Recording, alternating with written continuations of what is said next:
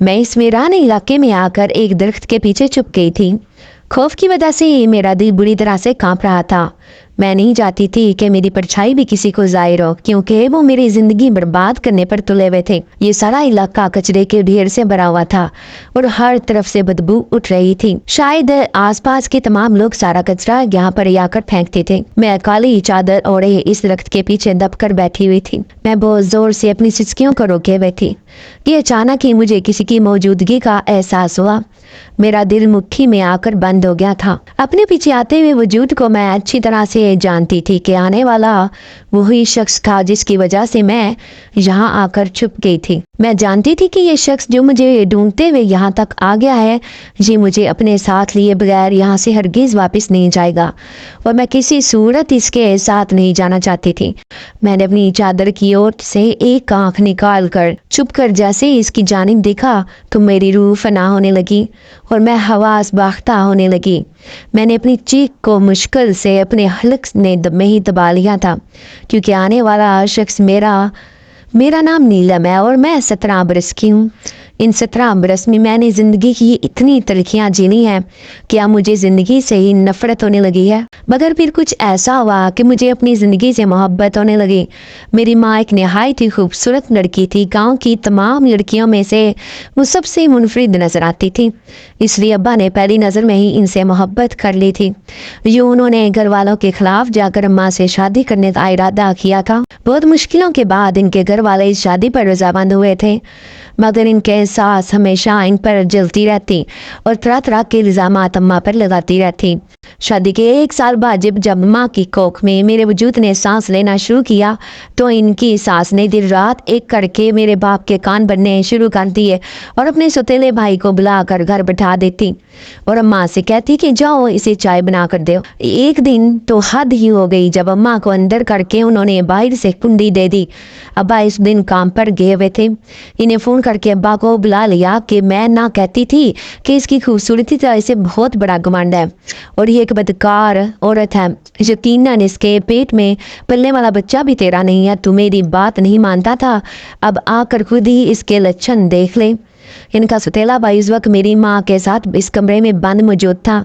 फिर जब मेरा बाप घर आया और मेरी माँ ने दरवाज़ा खटखटा कर बस कर दी और रो रो कर वो अपना बुरा हाल कर दिया तो मेरी दादी ने बाहर से दरवाज़ा खोल दिया। मेरे बाप ने जैसे ही दरवाज़ा खोला तो वो आदमी अम्मा के आंसू साफ करने की कोशिश कर रहा था और इसे दिलासा दे रहा था। ये इन लोगों की सबसे बड़ी सोची समझी साजिश थी जिसमें वो मेरी मासूम माँ को फंसाने जा रहे थे। मेरे अब्बा ने आंखों देखे मंजर पर यकीन कर लिया, मगर इसमें कोई भी हकीकत नहीं थी। जो अम्मा को धक्के देकर अपनी ज़िंदगी से बेदखल कर दिया और वापस कभी भी मुड़कर इनकी खबर ना ली और ना ही अपनी बच्ची की कोई खैर खबर ली। जो अम्मा मेरे मामू के घर आई जहाँ पर इनकी 4 भाभियाँ पहले से मौजूद थीं। मेरी नानी का भी इंतकाल हो चुका था। इनकी भाभियाँ इनसे दिन रात काम करवाती। जब इनके हमल का वक्त करीब आया तो उन्होंने अम्मा का साथ देने से भी इनकार कर दिया और इस अस्पताल में यूँ बिलखते सिसकते छोड़कर वहाँ से भाग आए और इनको ये कहकर वहीं छोड़ दिया कि अब से हमारे घर के सारे दरवाजे तुम पर बंद हैं, कहीं और बंदोबस्त कर लो। ना जाने किसका गंदा खून लेकर तुम हमारे घर आई थी। जब तक इसकी पैदाइश नहीं हुई थी हमने तुम पर एहसान किया था, तुम्हें अपनी छत के नीचे जगा दी थी। मेरे बाप और दादी के लगाए हुए इल्ज़ामात मेरी माँ के किरदार को दागदार कर गए थे। इसी वजह से आज मेरी ममा ने अभी मेरी अम्मी को इस बात का ताना देने से पीछे ना हटी। वो घर जो मेरी माँ के माँ बाप का था अब इसके मालिकान कोई और बन चुके थे और मेरी माँ को ये एहसान जिताने लगे थे कि उन्होंने अम्मा को रखकर इन पर एहसान कर दिया है। और इस सब में मेरे मामू बिल्कुल खामोश रहे। वो सारे अपनी बीवियों के हुक्म पर चलते थे। फिर उनमें से मेरा बड़ा मामू आगे बढ़ा और मेरी माँ से कहने लगा कि अब मैं तुम्हारे लिए जो भी फैसला करूँगा मुझे उम्मीद है तुम्हें वो कबूल होगा। मैं तुम्हारा निकाह गाँव के एक आदमी के साथ कर रहा हूँ जिसकी बीवी मर चुकी चूँकि अब उम्र में थोड़ा बड़ा है, मगर तुम इसके बच्चों को पाल कर इसके दिल में जगह बना सकती हो, वरना तुम्हें दर्द दर्द की ठोकरें ही खानी पड़ेंगी। मेरी माँ ने इस बात पर मेरे मामू को कोई भी जवाब ना दिया। जो मेरे इस मामू ने मेरी माँ को इस आदमी के साथ दिखा के लिए करके रुखसत कर दिया। वो आदमी सारा दिन नशा करके घर पर पड़ा रहता। मेरी माँ की शादी को कुछ ही अरसा हुआ था कि पता चला कि मेरे सौतेले बाप को एक बीमारी में मुब्तला है। ये बात मेरी माँ पर यकीनन पहाड़ बनकर टूटी थी, और इनके वो जैसे भी थे हमारे लिए हमारी छत थी। इसकी वजह से गांव के लोग मेरी माँ पर उंगलियां नहीं उठाते थे, वरना तो हर कोई मेरी माँ को बदकिरदार औरत के लक़ब से नवाजता था। अब मेरी माँ दिन रात इस खौफ में कुड़ती रहती कि अगर इनके इस शोर को कुछ हो गया तो वो कहाँ जाएंगे, क्योंकि मेरे सौतेले बाप के नाम ये मकान था जो इसके मरने के बाद इसके सौतेले बच्चों के नाम होता। हम फिर से सर छुपाने के लिए छत से महरूम हो जाते।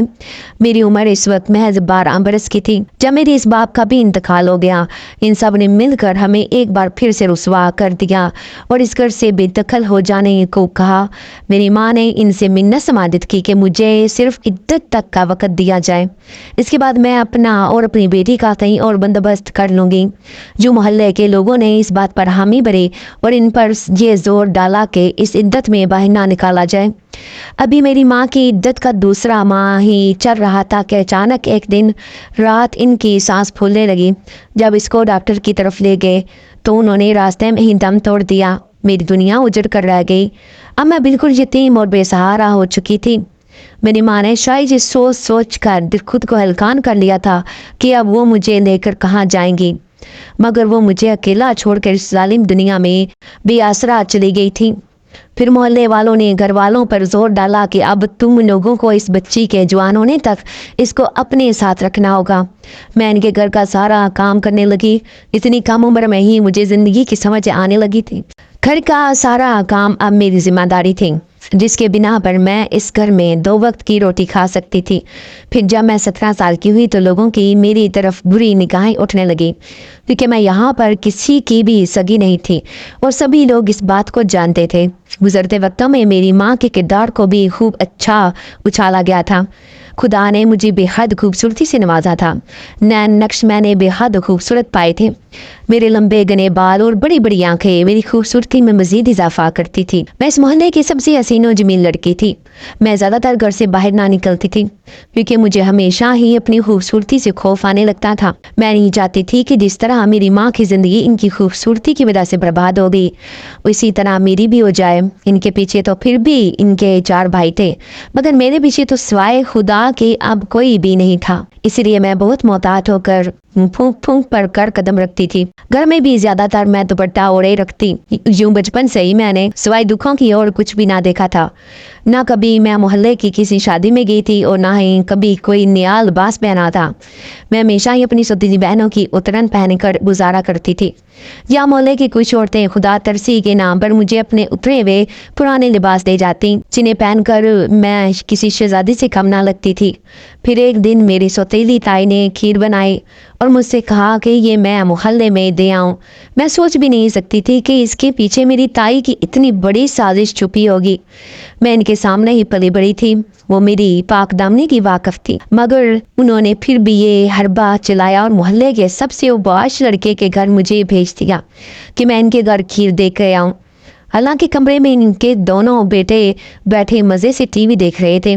मैं इन्हें मना भी ना कर सकती थी क्योंकि वो इस घर की बड़ी थी। अगर मैं मना कर देती तो वो मार मार कर मेरा बुरा हाल कर देती। अब मैं बड़ी हो गई थी, वो मुझे बहुत समझने लगी थी। इनकी बेटियां मुझसे शक्ल सूरत में काफ़ी कम थी और मुझे रास्ते का कांटा समझकर रास्ते से हटाना चाहती थी। क्यों उन्होंने मुझे खीर देकर इस घर में भेजा। मैंने जैसे ही दरवाजे पर दस्तक दी तो इसी लड़के ने दरवाज़ा खोला। मैंने इससे इसकी वालदा के मुतालिक पूछा तो उसने कहा कि वो अंदर नमाज पढ़ रही है। वो शर्ट पैंट में बलबूस था। मुझे देखकर जैसे उसकी राल टपकने लग गई थी। उसने कहा, अंदर आ जाओ, क्यों बाहर खड़ी हो। میں ہچکچاتے ہوئے ایک قدم اندر بڑھانے لگی، پھر وہ کہنے لگا کہ اماں جی اندر نماز پڑھ رہی ہیں، تم ان کے پاس چلی جاؤ۔ میں جیسے ہی کمرے میں گئی اور کھیر ٹیبل پر رکھی تو کمرہ بالکل خالی تھا۔ اس کی ماں شاید اس وقت گھر میں موجود نہیں تھی۔ اس نے جیسے دروازے کو کنڈی لگانی شروع کی اور شیطانی مسکراہٹ کے ساتھ مجھے دیکھنے لگا، میں نے ایک زوردار شیشے کا گلاس اس کے سر پر دے مارا اور وہ خون میں لت پت ہو گیا اور میں وہاں سے بھاگتی ہوئی نکل آئی۔ مجھے یقین تھا کہ اس کا زخم کافی گہرا ہے، اس کے بعد یہ لوگ مجھے زندہ درگو کر دیں گے، اس لیے میں وہاں سے بھاگتی ہوئی اس ویرانے میں آ گئی اور اس درخت کے پیچھے چھپ کر بیٹھ گئی۔ میں نے اپنی چادر کو اپنے ہاتھوں میں کس کر پکڑا ہوا تھا۔ میں جانتی تھی کہ یہ لوگ میرا پیچھا کرتے ہوئے یہاں ضرور آئیں گے۔ خوف میرے اعصاب پر پوری طرح سے حاوی ہو چکا تھا۔ میرا دل زور زور سے دھڑک رہا تھا۔ میں جانتی تھی کہ اب یہ لوگ میری زندگی برباد کر دیں گے، یا تو مجھے کسی نشئی کے ساتھ نکاح کر کے رخصت کر دیں گے یا پھر اسی اوباش لڑکے کے ساتھ میرا نکاح کر دیں گے۔ ایک بار پھر سے میں اپنی ماں کی طرح مرد بد کردار کہلاؤں گی اور ہمیشہ ہمیشہ کے لیے یہ ٹھپا میرے ماتھے پر رسید کیا جائے گا۔ میں نہیں چاہتی تھی کہ جس طرح سے میری ماں کے ساتھ ظلم و ستم ہوئے اسی طرح سے میرے ساتھ بھی ہو، اور آگے چل کر ایسے ہی میری آنے والی نسل کے ساتھ بھی یہی برتاؤ ہو۔ میں ایک عزت کی زندگی گزارنا چاہتی تھی اور عزت کے ساتھ ہی رخصت ہو کر شادی کرنا چاہتی تھی، مگر ان لوگوں نے میرے اوپر زندگی اتنی تنگ کر دی تھی کہ مجھے وہاں سے بھاگنا پڑا۔ یہ ایک بہت ویران اور سنسان علاقہ تھا، شاید جہاں پر انسانوں کا آنا جانا بہت کم تھا۔ پھر مجھے کسی کی آہٹ محسوس ہوئی، میرا دل کانپ کر رہ گیا تھا، کہیں وہ لڑکا تو میرا بھیجا کرتا پھر پیچھا کرتا کرتا یہاں تک نہیں اب یقینا وہ میری عزت کو تار تار کر کے چھوڑتا، کیونکہ میں نے اسے بہت گہرا زخم پہنچایا تھا۔ وہ اپنا بدلہ لیے بغیر ہرگز میرا پیچھا نہیں چھوڑ سکتا۔ میں نے جیسے ہی مڑ کر دیکھا تو میرے پیروں تلے زمین نکل گئی، کیونکہ وہاں پر ایک بے حد خوبصورت نوجوان کھڑا تھا جسے میں نے آج تک نہیں دیکھا تھا۔ لمبے چوڑے وجود کا وہ شخص مجھے گھورے جا رہا تھا۔ میں اس کی نظروں سے خود کو بچانے کی کوشش کر رہی تھی اور اپنی چادر کو درستگی دینے لگی۔ پھر وہ کہنے لگا کہ کون ہو لڑکی اور یہاں کیا کر رہی ہو؟ تمہارا اس علاقے میں کیا کام ہے؟ شاید میں بھاگتے بھاگتے بہت دور نکل آئی تھی، جہاں پر آبادی بالکل ختم تھی، جہاں کے سارے ہی مکان ٹوٹے پھوٹے تھے۔ پھر میں اس سے کہنے لگی کہ میرے پیچھے کچھ گنڈے لگے تھے، جن سے خود کو بچاتی ہوئی میں یہاں تک آ گئی۔ پھر وہ مجھ سے کہنے لگا کیا تم کوئی لاوارث لڑکی ہو؟ میں نے اس بات میں سر ہلایا۔ میں نے اس سے کہا کہ میرا اس دنیا میں کوئی بھی نہیں ہے، سبھی لوگ میری جان کے دشمن بن گئے ہیں، اب میں واپس نہیں جا سکتی۔ تو وہ کہنے لگا کہ اچھا تم میرے ساتھ میرے گھر چلو۔ اس کے ساتھ جاتے ہوئے مجھے بہت ہچکچاہٹ محسوس ہو رہی تھی۔ پھر وہ کہنے لگا کہ گھبراؤ نہیں، میں گھر میں اکیلا نہیں رہتا بلکہ میرے ساتھ میری بری ماں بھی رہتی ہیں۔ اس کی یہ بات سن کر مجھے کچھ اطمینان ہوا۔ پھر چلتے چلتے وہ مجھے اس علاقے سے بہت دور لے آیا۔ یہ ایک سفید رنگ کا گھر بنا ہوا تھا جس پر لوہے کا دروازہ تھا۔ اس نے جیسے ہی وہ دروازہ کھولا تو وہ چیر کی آواز سے کھلتا چلا گیا۔ میں اس کے پیچھے پیچھے چلتی اس گھر میں آ گئی۔ سامنے ہی سین میں چارپائی پر ایک عورت لیٹی ہوئی تھی جو بے حد کمزور تھی۔ وہ کہنے لگا کہ تم میری ماں کا خیال رکھا کرو، تمہیں میں زندگی کا ہر سکھ مہیا کروں گا۔ میرے دل کو سکون تھا کہ مجھے سر چھپانے کے لیے کوئی جگہ مل گئی تھی۔ پھر میں نے اس کا شکریہ ادا کیا کہ اس نے مجھے سہارا دیا تھا۔ یہ دونوں ماں بیٹے بہت عجیب سے تھے، ان کا چہرہ بے حد کشادہ تھا۔ لڑکی کی رنگت سرخ و سفید تھی جبکہ اس کی ماں کی رنگت بے حد کالی تھی۔ میں حیران تھی کہ اس کا بیٹا کہیں سے بھی نہ لگ رہا تھا۔ اس نے مجھ سے کہا کہ تم گھر کی صفائی ستھرائی کر دو جب تک میں کھانے کے لیے کچھ لے کر آتا ہوں۔ اس لڑکے کو گئے ہوئے کافی دیر گزر گئی تھی مگر ابھی تک وہ واپس نہ آیا تھا۔ میرے دل میں اب بے خوف بیٹھا ہوا تھا کہ کہیں اس زخمی لڑکے نے میرا پیچھا کیا ہو اور میں اسے یہاں مل گئی تو وہ میرا بہت برا حشر کرے گا اور میں سارے گاؤں میں بدنام ہو کر رہ جاؤں گی۔ مغرب کے وقت جب دروازے پر دستک ہوئی تو میں نے کانپتے آواز کے ساتھ پوچھا کون ہے؟ دروازے پر پیچھے سے بھاری آواز آئی، میں ہوں، دروازہ کھولو۔ میں نے دروازہ کھولا تو وہی شخص میرے سامنے کھڑا تھا۔ اس کے ہاتھ میں 2 کلو کے قریب گوشت تھا۔ پھر اس نے وہ گوشت مجھے تھما دیا اور کہنے لگا کہ اسے پکا کر تم بھی کھاؤ اور میری ماں کو بھی کھلا دو۔ میں حیران تھی کہ 2 لوگوں کے لیے وہ 2 کلو گوشت کے اس طرح سے لا سکتا ہے۔ پھر میں نے اس میں سے آدھا گوشت نکالا اور ڈھک کر رکھ دیا کیونکہ مجھے وہ گوشت بہت زیادہ لگ رہا تھا۔ پھر جب میں نے ایک برتن بھر کر اس کی ماں کو کھلایا تو وہ کہنے لگی یہ کھانا بہت مزیدار ہے، اتنا کم کیوں بنایا ہے؟ پھر اس نے اپنے بیٹے کو بلا کر میری شکایت کو اس کو لگا دی۔ وہ غصے سے مجھ پر چنگھاڑنے لگا۔ جس کی غصے بھری آواز سن کر میں رونے لگی تو وہ مجھے چپ کرانے لگا۔ اس نے کہا کہ جب میں نے تم سے کہا تھا کہ 2 کلو گوشت بناؤ تو تم نے کم کیوں بنا دیا؟ میں اس سے کہنے لگی کہ میرے خیال سے یہ بہت زیادہ ہو جاتا۔ وہ کہنے لگا کہ تم اس معاملے سے دور رہو کہ وہ زیادہ ہے یا کم، جتنا بولا تھا تمہیں اتنا ہی کرنا چاہیے تھا۔ اب میں شرمندگی کے باعث نظریں زمین میں ہی گاڑے ہوئے تھی۔ میں نے اس سے کہا کہ ٹھیک ہے میں دوبارہ سے گوشت بنا دیتی ہوں۔ اس نے کہا کہ نہیں اب اس کی کوئی ضرورت نہیں ہے، اب ساری رات میری ماں آوازیں دیتی رہے گی کہ اس کا پیٹ ابھی تک نہیں بھرا۔ میں حیران تھی کہ اس بوڑھی عورت کا 4 روٹیاں اس گوشت کے ساتھ کھا کر بھی پیٹ نہ بھرا تھا۔ یہ انسان تھی یا کوئی جانور جو اتنا کھاتی تھی؟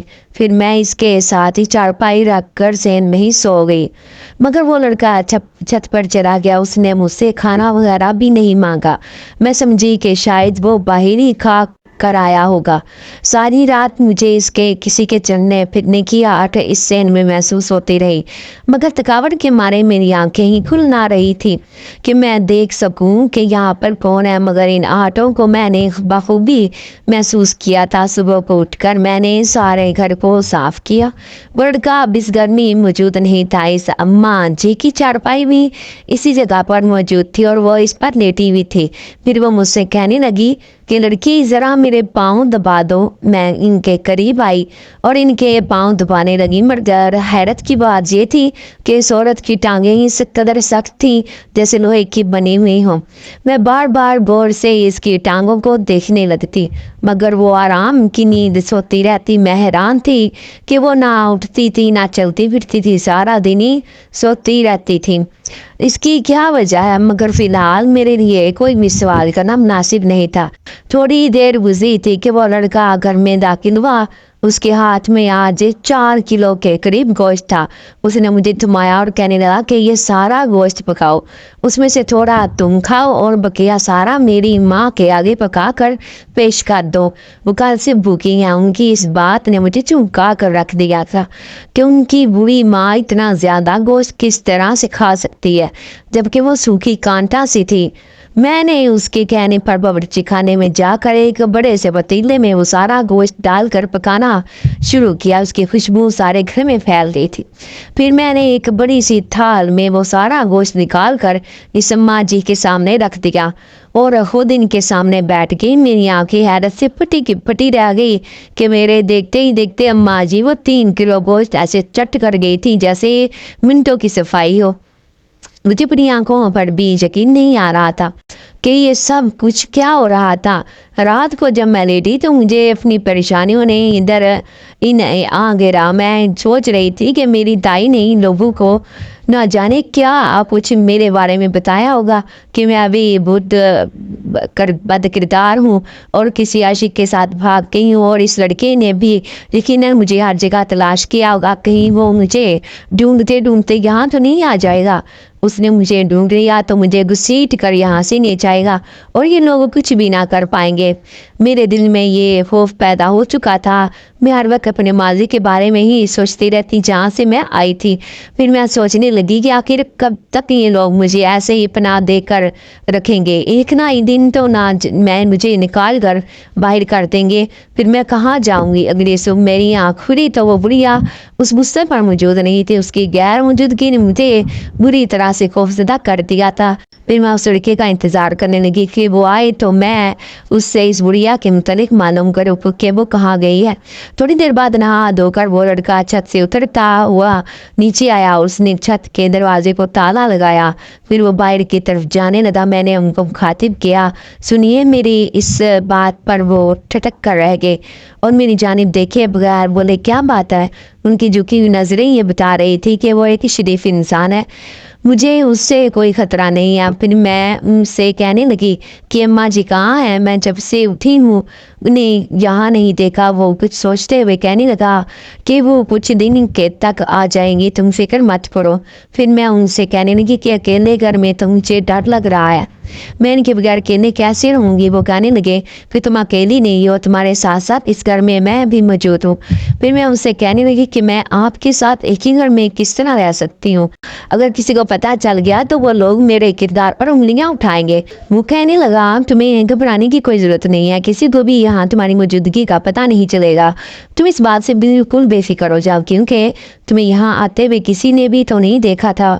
اس کے بعد نے مجھے کچھ دلاسا دیا تھا۔ یہ تو واقعی حقیقت تھی کہ اس لڑکے کے ساتھ جہاں آتے ہوئے مجھے کسی نے بھی نہیں دیکھا تھا۔ پھر اس کے جاتے ہی ابھی کچھ ہی دیر گزری تھی کہ دروازہ زور زور سے بجنے لگا۔ میں خوفزدہ ہو کر دروازے پر دیکھنے چلی گئی۔ میں نے پوچھا کون ہے؟ تو ایک عورت کی آواز آئی۔ عورت کی آواز کو سن کر میں نے دروازہ کھولا تو برقعے میں موجود ایک عورت تھی جو لگ بھگ 35 سال کے قریب تھی۔ وہ مجھے سر سے لے کر پاؤں تک گھرنے لگی اور کہنے لگی کہ تم کون ہو؟ میں اس سے کہنے ہی والی تھی کہ وہ نوجوان پیچھے سے آیا، اس عورت سے کہنے لگا کہ تم ہوتی کون ہو؟ کوئی بھی سوال کرنے والی، اور یہاں آنے کی تمہاری ہمت کیسی ہوئی؟ ابھی اسی وقت چلی جاؤ اس گھر سے۔ وہ عورت اس نوجوان سے کہنے لگی کہ فرحاد اماں جی کہاں ہیں؟ مجھے ان سے بات کرنی ہے، مجھے تم سے کوئی بحث نہیں کرنی۔ وہ دونوں آپس میں بے حد بحث و مباحثہ کرنے لگے۔ میں خاموشی سے آ کر اندر چارپائی پر بیٹھ گئی۔ میں نہیں جانتی تھی کہ وہ عورت کون تھی اور اس آدمی سے کیوں لڑ رہی تھی۔ وہ اس کا نام فرحاد لے رہی تھی، اس کا مطلب تھا کہ اس شخص کا نام فرحاد ہے۔ پھر وہ اسے کہنے لگا کہ بلقیس یہاں سے چلی جاؤ ورنہ تمہارے حق میں بہت برا ہوگا۔ تم جانتی ہو نا میں کس قدر طاقتیں رکھتا ہوں، ایک پل میں تمہیں جلا کر بھسم کر دوں گا۔ اس کی اتنی عجیب و غریب گفتگو مجھے پریشانی میں مبتلا کر رہی تھی۔ وہ کیسی طاقتیں رکھتا تھا اور اسے جلا کر بھسم کیسے کرتا؟ وہ اس سے کہنے لگے کہ میں تم سے بدلہ ضرور لوں گی، بس تم صحیح وقت آنے کا انتظار کرو۔ وہ جاتے ہوئے بھی اسے کہنے لگا کہ تم جانتی ہو نا میری طاقتوں کو، پھر بھی میرے ساتھ الجھ رہی تھی۔ اس کے جاتے ہی فرحان بھی گھر سے باہر چلا گیا تھا۔ اب مجھے مزید خوف آنے لگا تھا کہ میری جان تو خطرے میں نہیں پڑنے والی تھی۔ ابھی میں ذہن میں ویسے میں بیٹھی تھی کہ دیوار پھلانگ کر دو کالے نقابوں والے آدمی اس گھر میں کود گئے۔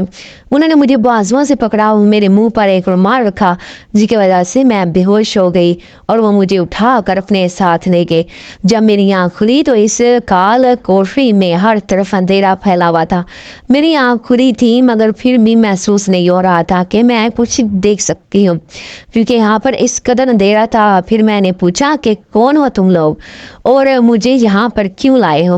تبھی اس کمرے میں روشنی ہوگی اور میرے سامنے کرسی پر وہی لڑکی بیٹھی تھی جس کو فرحاد بلقیس کے نام سے پکار رہا تھا۔ وہ کہکا لگا کر ہنسنے لگی اور کہنے لگی کہ آخرکار میں نے تمہیں اٹھوانے میں کامیابی حاصل کر لی۔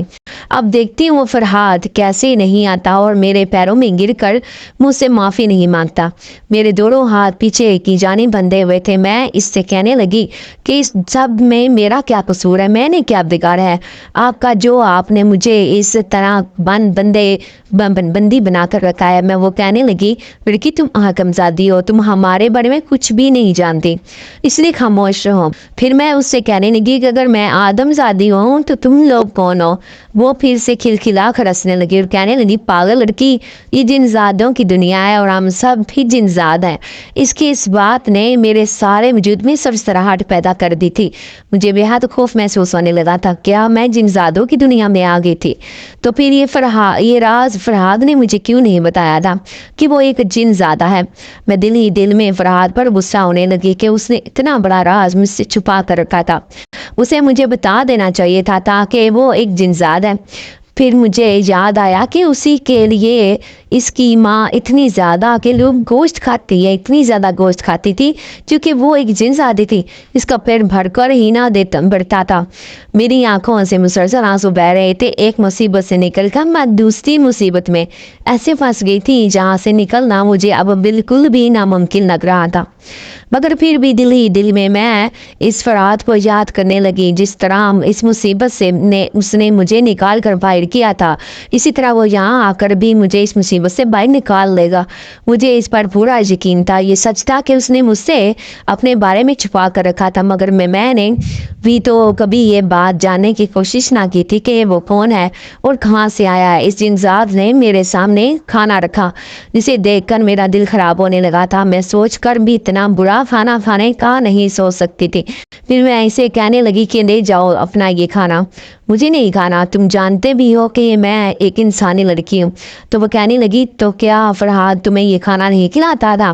میں اسے کہنے لگی کہ نہیں، وہ تو روزانہ تازہ گوشت لے کر آتا تھا جو میں اس کے گھر پر پکاتی تھی۔ یہ بات سن کر وہ حیران رہ گئی۔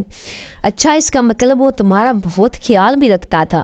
میں اس سے کہنے لگی آخر فرحاد سے تمہارے کیا دشمنی ہے اور تم اس سے کیا چاہتی ہو؟ وہ کہنے لگی کہ میں تمہیں بتاتی تو نہیں، مگر تم نے پوچھ لیا ہے تو میں تمہیں بتا دیتی ہوں کہ آج سے 50 سال پہلے فرحاد کی ماں نے مجھے فرحاد کے لیے چنا تھا۔ اس کی یہ بات سن کر میں حیران رہ گئی۔ فرحاد تو ایک نوجوان لڑکا تھا اور یہ لڑکی بھی مجھے کچھ خاص بری نہ لگ رہی تھی، پھر 50 سال پرانی بات کس طرح سے کر رہی تھی؟ پھر وہ کہنے لگی کہ ہم جنزادوں کی دنیا میں 300 سے 400 تک کے قریب زندگی ہوتے ہیں، اسی لیے میں جیسے ہی جوان ہوئی تو فرحاد کی ماں نے میری ماں سے یہ بات طے کر دی کہ فرحاد کے لیے وہ مجھے ہی دلہن کے روپ میں چنیں گی۔ فرحاد ایک طاقتور جنزاد ہے، میں ہمیشہ ہی اپنے خوابوں و خیالوں میں اسے دیکھتی آئی تھی، مگر جب فرحاد جوان ہوا تو وہ اس بات سے صاف مکر گیا کہ وہ مجھ سے یعنی بلقیس سے شادی نہیں کرے گا۔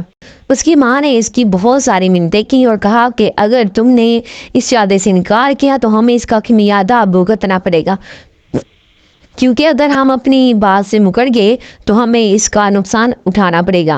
پھر میرے ماں باپ نے ان پر جادو کروایا جس کا اثر فرحاد پر تو نہ ہوا، بلکہ اس کی ماں ہمیشہ ہمیشہ کے لیے ایک جگہ کی ہو کر رہ گئی اور اس کی ٹانگیں لوہے کی بن کر رہ گئی۔ اب وہ چلنے پھرنے سے بھی قاصر ہو گئی اور اس کی تمام طاقتیں بھی اس سے چھین لی گئی۔ فرحاد نے اس کی خدمت گزاری میں دن رات ایک کر دی ہے۔ وہ دن رات اپنی ماں کی خدمت کرتا رہتا، اس لیے اسے کنویں پر جا کر چلا کاٹنے کا بھی وقت نہ ملتا تھا۔ پھر ایک دن وہ کسی کام کے سلسلے میں باہر نکلا تو اسے تم دکھائی دی اور وہ اپنی ماں کی خدمت کے لیے تمہیں اپنے گھر لے آیا۔ فرحاد جانتا تھا کہ میں شادی کے بعد بھی کبھی بھی اس کی ماں کی خدمت نہیں کروں گی۔ اس کی ماں اسے بے حد عزیز تھی اور میں ایک طاقتور جنزادی ہوں، مگر میری طاقتیں فرحاد سے بہت کم ہیں۔ اس طرح جب فرحاد کو اس بات کا علم ہو گیا کہ میں اس کے گھر آ کر اس کی ماں کو اٹھا کر لے جاؤں گی تو اس نے پہلے سے ہی اپنی ماں کو وہاں سے غائب کروا دیا، مگر وہ نہیں جانتا تھا کہ تم اس گھر میں موجود ہو اور اس کی ماں کو اٹھانے کی بجائے میں تمہیں بھی اس گھر سے اٹھا سکتی ہوں۔ اب جب تک فرحاد مجھ سے شادی نہیں کر لیتا تب تک میں تمہیں رہائی نہیں دوں گی۔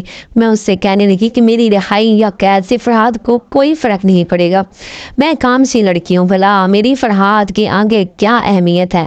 پھر بلقیس بولنے لگی کہ فرحاد نے تمہیں جائے پناہ دی، تم اب اس کی ذمہ داری بن گئی ہو، جس طرح تم اس کی ذمہ داریوں کو نبھا رہی تھی اسی لیے وہ تمہیں یقیناً میرے پاس چھڑوانے آئے گا۔ اگر اس نے مجھ سے شادی کی پیشکش ٹھکرا دی تو میں اس کے سامنے ہی تمہیں ختم کر ڈالوں گی۔ یہ کہہ کر وہ غصے کے ساتھ یہاں سے چلی گئی۔ وہ بلک بلک کر رونے لگی، میں بلک بلک کر رونے لگی۔ تھوڑی دیر بعد مجھے باہر بہت زیادہ شور سنائی دینے لگا، شاید فرحاد وہاں آ چکا تھا، پھر بلکہ اسے میرے پاس لے آئی، بلکہ اس نے مجھے زنجیروں سے باندھا ہوا تھا اور ان پر بہت سارے تالے لگائے ہوئے تھے۔ فرحاد یہ دیکھ کر بری طرح سے خوفزدہ ہو گیا اور کہنے لگا، غصہ کرنے لگا۔ اس نے بلقیس سے کہا کہ اس میں اس بیچاری کا کیا قصور ہے، اسے چھوڑ دو، یہ ایک انسانی لڑکی ہے، اس کا بھلا ہم جنزادوں کی دشمنی میں کیا تعلق؟ تو بلقیس اس سے کہنے لگی کہ اگر تم میری بات نہیں مانو گے تو میں اس لڑکی کو تمہارے سامنے ہی جلا کر بھسم کر دوں گی۔ فرحاد کے چہرے کے تاثرات اب بگڑنے لگے، وہ بالکل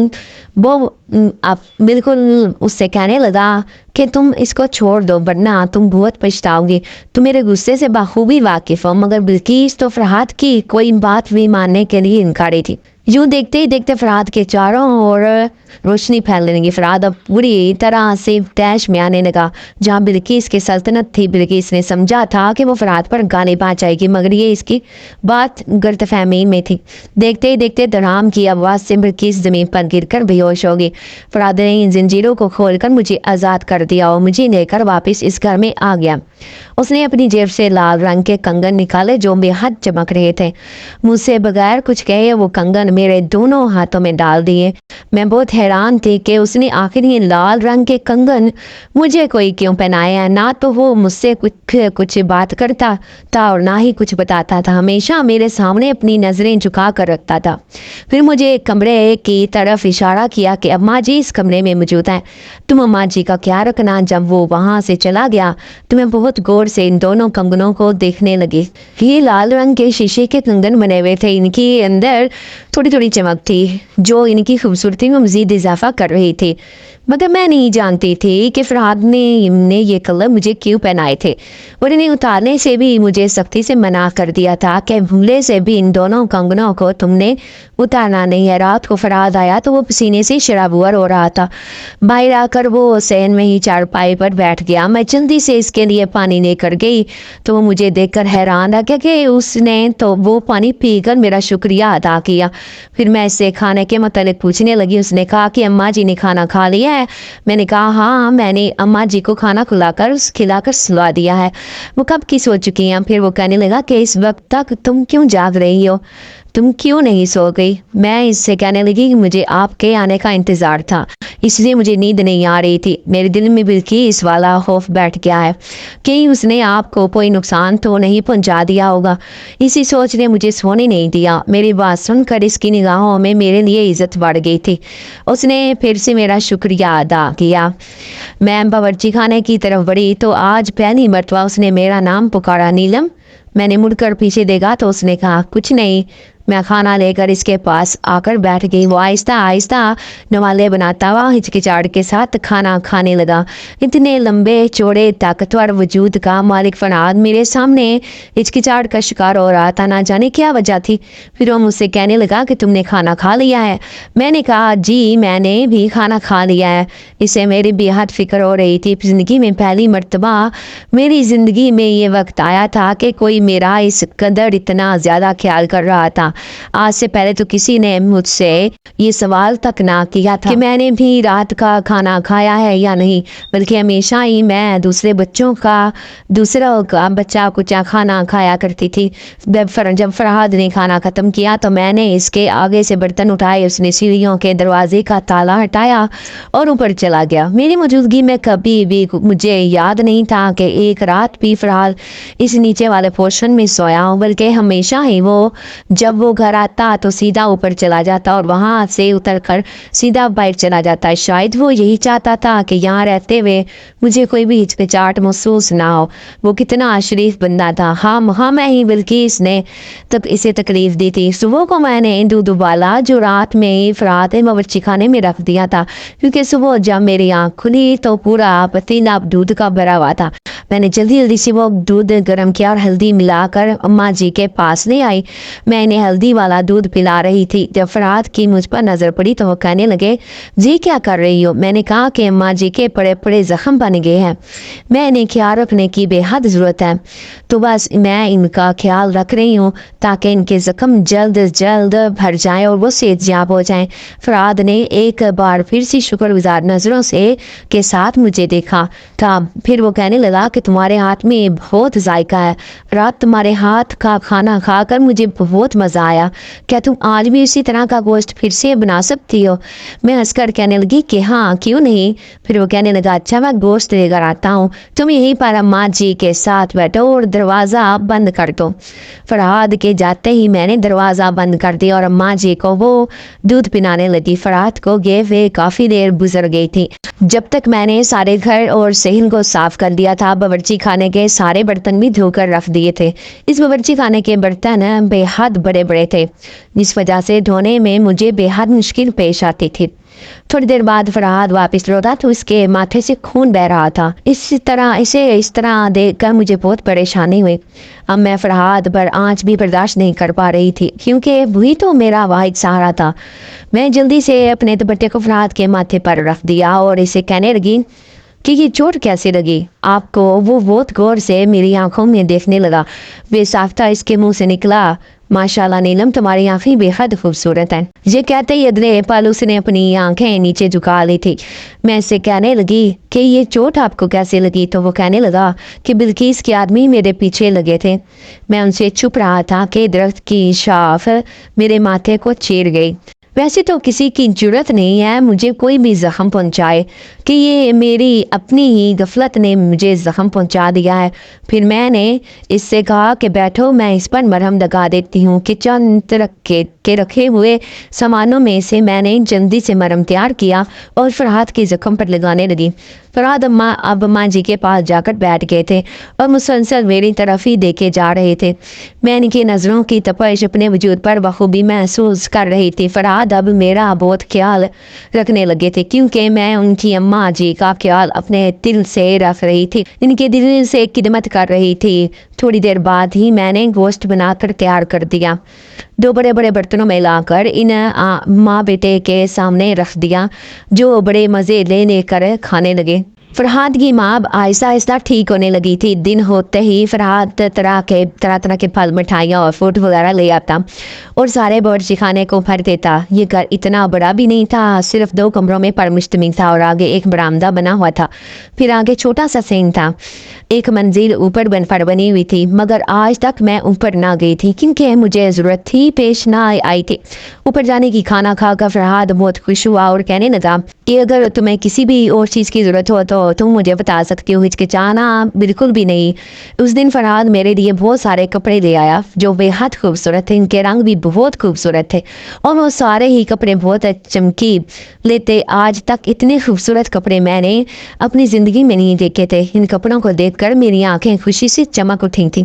وہ سارے میرے ہی ناپ کے تھے اور میری پسند کے تھے، جس میں گھیر دار فراک تھی اور ان کے ریشمی دوپٹے تھے۔ 3-4 بڑی سی لال رنگ کی چادریں تھیں۔ میں حیران تھی کہ میں تو ہمیشہ کالی چادر ہی اوڑے رکھتی ہوں، پھر فرحاد نے میرے لیے لال چادروں کا انتخاب کیوں کیا تھا؟ پھر میں اس سے کہنے لگی کہ اتنی تکلف کی کیا ضرورت تھی؟ وہ کہنے لگا کہ تمہارے پاس صرف 2 ہی جوڑے ہیں، اچھا ہے تم خوبصورت لباس پہن کر اپنے دل کو خوش کرو، اس کے بعد تم اماں جی کی خدمت بھی دل سے کر سکو گی۔ میں فرحاد سے کہنے لگی کہ میں یہاں پر رہ کر بہت مطمئن ہوں اور میں یہ سب کچھ نہ پا کر بھی اماں جی کی خدمت اپنے دل سے ہی کر رہی تھی۔ فرحاد نے کہا کہ کیا تم جانتی ہو یہ لال کنگن میں نے تمہارے ہاتھوں میں ڈالے ہیں، انہوں نے تمہارے اوپر حصار باندھا ہوا ہے، اس کے بعد بلقیس تمہیں کوئی بھی نقصان نہیں پہنچا سکتے۔ پھر فرحاد سے میں نے کہا کہ میں چاہتی ہوں کہ وہ آپ کو بھی کوئی نقصان نہ پہنچا سکے۔ فرحاد کہنے لگا اس کا صرف ایک ہی حل ہے کہ اس کے بعد بلقیس کا مجھ سے کوئی بھی تعلق نہیں رہے گا اور اس کی کسی بھی طاقت کا مجھ پر ہرگز اثر نہیں ہوگا۔ میں فرحاد سے کہنے لگی کہ پھر آپ نے دیر کیوں کی ہے اس بات میں کہ وہ آپ کو کوئی نقصان بھی پہنچا سکے؟ فرحاد کہنے لگا کہ اس کا صرف ایک ہی حل ہے کہ میں کسی آدم زادے سے نکاح کروں، جس کے بعد اس جنزادی بلقیس کے سارے اثرات ختم ہو جائیں گے۔ فرحاد کی اس بات نے مجھے بہت حیران کر دیا تھا۔ اس بات کے بعد میں نے فرحاد کو کوئی بھی جواب نہیں دیا تھا۔ میں خاموشی سے وہاں سے کمرے سے چلی آئی اور فرحاد بھی اوپر کی منزل کو چلا گیا۔ جب مجھے فرحاد کی غیر موجودگی کا یقین ہو چلا تو میں نے بہت سارا سامان اٹھا کر کمرے میں آ کر رکھ دیا۔ ان 2 کمروں کو میں نے بہت ترتیب کے ساتھ سیٹ کر دیا تھا، جس میں ایک میں تو فرحاد کی اماں جی رہتی تھی جبکہ دوسرا میں نے اپنے لیے منتخب کر دیا تھا۔ رات کو میں نے بہت اچھا کھانا بنایا جس میں ریشمی کباب، کوفتے، گوشت کا پلاؤ اور گوشت کا سالن موجود تھا۔ میں نے بہت سارے پھل بھی کاٹ کر دسترخوان پر رکھ دیے تھے۔ فرحاد کی اماں کچھ چلنے کی قابل ہو گئی تھی۔ میں نے ان کو بھی اٹھا کر دسترخوان پر بٹھا دیا تھا۔ وہ میرے سر پر ہاتھ پھیر کر مجھے بہت دعائیں دے رہی تھی۔ کچھ ہی دیر بعد فرحاد بھی سیڑھیوں سے اترتا ہوا نیچے آیا۔ فرحاد نے آج کالے رنگ کا لباس پہنا ہوا تھا جس میں وہ خوبصورت لگ رہا تھا اور میں نے بھی فرحاد کے لال لائے ہوئے نے جوڑے میں سے ایک جوڑا جو گلابی رنگ کا تھا وہ پہنا تھا۔ آج والی چادر اتار کر میں نے اسی جوڑے کا ریشمی دوپٹہ اپنے سر پر لیا تھا اور اپنے بال بھی بنائے تھے۔ ہم سب لوگ آج پہلی مرتبہ مل کر اس دسترخوان پر کھانا کھا رہے تھے۔ فرحات کی ماں یہ دیکھ کر بے حد خوش ہو رہی تھی۔ جب کھانا کھا کر ختم ہوا کیا تو فرحات کی ماں مجھ سے مخاطب ہوئی اور مجھ سے کہنے لگی کہ نیلم بیٹی، میں اپنے بیٹے فرحات کا ہاتھ تمہارے ہاتھ میں دینا چاہتی ہوں، کیا تمہیں یہ رشتہ قبول ہے؟ فرحات کی ماں کی بات سن کر میں تو دنگ رہ گئی تھی۔ وہ اپنے اتنے طاقتور اور خوبصورت بیٹے کا ہاتھ میرے جیسی غریب لاچار اور بے سہارا لڑکی کے ہاتھ میں دیکھ کر مجھ پر ہی احسان کر رہی تھی۔ میں شرما کر رہ گئی۔ میں نے اپنی نظریں جھکا لی۔ فرحات نے مجھے اتنی ساری مصیبتوں سے چھٹکارا دلایا تھا تو آخر میں اس کا ساتھ دینے سے کس طرح میں پیچھے ہٹ سکتی تھی؟ پھر میں نے اماں جی سے کہا کہ جیسا آپ کو مناسب لگے۔ یہ بات سن کر فرحات کے چہرے پر ہلکی سی مسکان امڑ آئی تھی۔ وہ چور نگاہوں کے ساتھ مجھے ہی دیکھے جا رہا تھا۔ اب اماں جی بھی چلنے پھرنے کی قابل ہو گئی تھی۔ وہ زور و شوروں سے ہماری شادی کی تیاری کرنے لگی۔ آئے دن فرحات ڈھیروں کپڑے اور زیورات لے آتا۔ پھر ایک دن اماں جی مجھے اپنے کمرے میں لے گئی اور ایک صندوق کا تالا کھول کر مجھ سے کہا کہ اس جوڑے کو پہن کر تیار ہو جاؤں۔ میں نے جیسے ہی وہ جوڑا دیکھا تو میری آنکھیں پھٹی رہ گئی۔ وہ لال رنگ کا جوڑا تھا جو سونے کی تاروں سے سجا ہوا تھا۔ اس میں جگہ جگہ بے حد خوبصورت ہیرے لدے ہوئے تھے۔ پھر اس اماں جی نے میری اور فرحات کی شادی کروا دی۔ ہم تینوں اس گھر میں ہنسی خوشی رہنے لگے۔ بلکہ اپنے سارے منصوبوں میں ناکام ہو گئی تھی اور ہمیشہ کے لیے ہماری زندگیوں سے بہت دور چلی گئی تھی۔ فرحات کی موجودگی مجھے ایک تحفظ کا احساس دلاتی تھی۔ فرحات کے ساتھ میں نے اپنی زندگی کی نئی شروعات کر لی تھی۔ ہاں تو ڈیئر ویورز، آپ کو آج کی کہانی کیسی لگی؟ امید ہے بہت آپ کو اچھی لگی ہوگی، اس لیے ویڈیو کو لائک کر دو اور جان سے پہلے اپنے چینل کو ضرور سبسکرائب کرنا ہے تاکہ میری آنے والی ویڈیو آپ تک لازمی سے پہنچ سکے۔ تو اپنا بہت سا خیال رکھیے گا، اپنی دعاؤں میں یاد رکھیے گا۔ اوکے، اللہ حافظ۔